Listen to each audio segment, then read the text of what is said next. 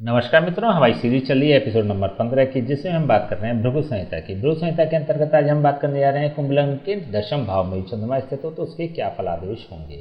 प्रथम भाव में 11 नंबर का मतलब होता है कुंभ लग्न, और कुंभ लग्न में चंद्रमा षष्ठम भाव का स्वामी होता है। षष्ठम भाव का स्वामी होकर जब ये अपने स्थान से पंचम स्थान और कुंडली के दशम स्थान में स्थित हो जाता है तो यह नकारात्मक फल प्रदान करने वाला हो जाता है। टोटली नकारात्मक फल प्रदान करने वाला यह बन जाता है। देखिए यहाँ पे दो नेगेटिविटी है। पहली नेगेटिविटी तो यही है कि यह षष्ठम भाव का स्वामी एक अशुभ भाव का स्वामी होकर शुभ भाव में बैठ रहा है, केंद्र भाव में बैठ रहा है। हमने जब लघु पाराशरी की बात करी थी तो आपको बताया था कि चतुर्थ, सप्तम और दशम तीनों ही स्थान केंद्र स्थान होते हैं, और चतुर्थ से सप्तम बली और सप्तम से दशम बली होता है। तो इसका मतलब केंद्रों में भी सर्वोत्तम शुभ केंद्र जो माना गया है, सबसे ज़्यादा बली जो केंद्र माना गया है वह दशम भाव ही होता है। तो सबसे ज़्यादा जो पॉजिटिव केंद्र है उसमें जब षष्ठम भाव का स्वामी बैठ जाता है, एक त्रिक भाव का स्वामी बैठ जाता है और एक त्रिषडाय भाव का स्वामी बैठ जाता है, तो यह नेगेटिव फल प्रदान करने वाला हो जाता है। यहाँ पर चंद्रमा नीच का भी है, नीच राशि में स्थित है। देखिए कोई भी, जैसे हमने पहले जब उपायों की बात करी थी तो हमने आपको बताया था, जस्ट पहले का जो एपिसोड है मकर लग्न वाला, उसमें हमने कई उपायों में 11th हाउस में इसको मूव कराने की बात करी थी, लेकिन यहाँ पर इसकी वृश्चिक राशि स्थित थी। वृश्चिक राशि का मतलब नीच राशि स्थित थी, तब भी हमने इसको मूव कराने की बात करी थी। देखिए एक मूव कराना किसी भी ग्रह को और एक नेचुरली जब वो नीचे स्थान में बैठता है तो बहुत ज़्यादा अंतर होता है। जब वह नेचुरली अपने नीच के स्थान में बैठता है तो वह पूर्ण रूप से दोष युक्त हो जाता है, पूर्ण रूप से नेगेटिव हो जाता है, पूर्ण रूप से मारक प्रभाव देने वाला बन जाता है। विशेष रूप से जो चंद्रमा इस प्रकार का ग्रह होता है, क्योंकि षष्ठम भाव रोग स्थान है। रोग स्थान का स्वामी दशम में बैठने का मतलब ये पिता को तो बहुत ज़्यादा रोगी रखने का कार्य करता है, पिता की आयु हानि भी कर सकता है। तो यहाँ पर यह विशेष रूप से पिता के लिए खराब है।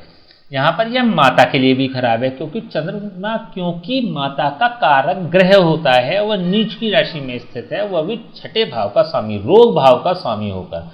रोग भाव का स्वामी जिस भाव में भी बैठता है उसको रोगी बनाने का कार्य करता है।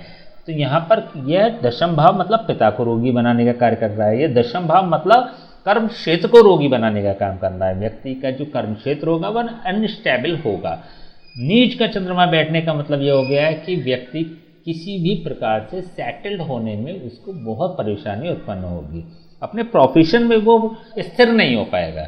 फॉर एग्जाम्पल जैसे वह जॉब करी, जॉब के ज़्यादा अच्छे योग बनते हैं। देखिए अगर छठे भाव का स्वामी यदि दशम भाव में बैठ जाता है, क्योंकि यह नौकरी का कारक भाव होता है और दशम भाव कर्म क्षेत्र का भाव होता है, जब यह छठे भाव का स्वामी दशम भाव में बैठता है तो यह नौकरी के योग बनाता है, क्योंकि यहाँ पर चंद्रमा स्वयं अस्थिर है। चंद्रमा यहाँ पर क्योंकि अपनी नीच की राशि में स्थित है तो यह व्यक्ति को अपने प्रोफेशन में अस्थिरता देता है, तो व्यक्ति प्रोफेशनली भी सेटल्ड नहीं हो पाएगा।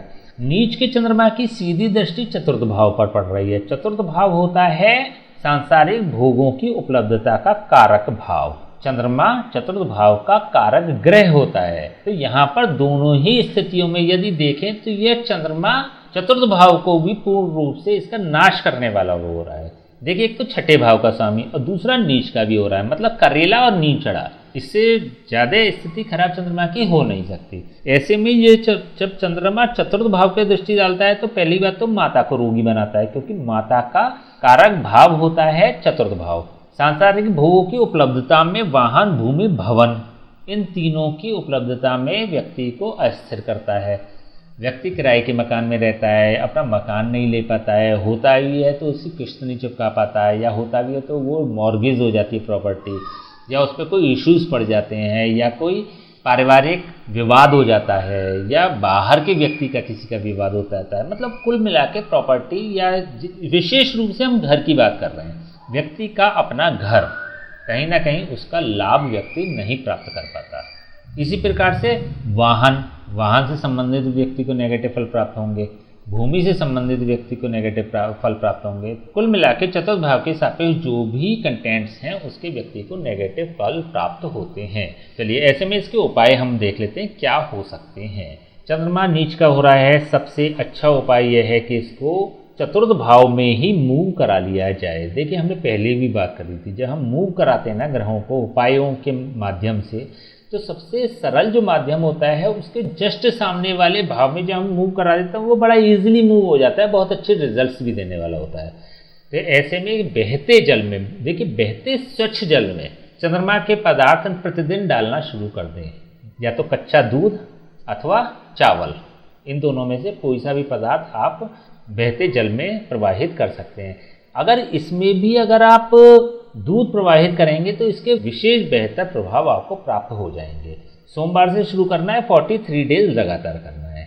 दूसरा उपाय ये कर सकते हैं कि किसी ब्राह्मण से इसके जाप और हवन समय समय पर कराते रहें। तीसरा उपाय ये हो सकता है कि इसको 11th हाउस में मूव करा लें। महिलाएं अपने दाहिने हाथ की कलाई में या पुरुष अपने बाएं हाथ की कलाई में चांदी का कड़ा धारण कर लें, जिससे कि यह 11th हाउस में मूव हो जाएगा। तो इन तीनों में से आप कोई सा भी उपाय कर सकते हैं। मान लीजिए 11th हाउस में इसके शत्रु ग्रह स्थित है, मान लीजिए राहु, केतु, शनि, इनमें से कोई ग्रह स्थित है, तो फिर 11th हाउस में आपको मूव नहीं करना चाहिए। फिर आप इसको तृतीय भाव में मूव करा लें। तृतीय भाव में मूव कराने के लिए महिलाएं अपने बाएं हाथ की कलाई में, पुरुष अपने दाएं हाथ की कलाई में चांदी का कड़ा धारण कर लें, जिससे कि ये तृतीय भाव में मूव हो जाएगा। तो इनमें से कोई सा भी आप उपाय कर सकते हैं, सभी सरल उपाय हैं।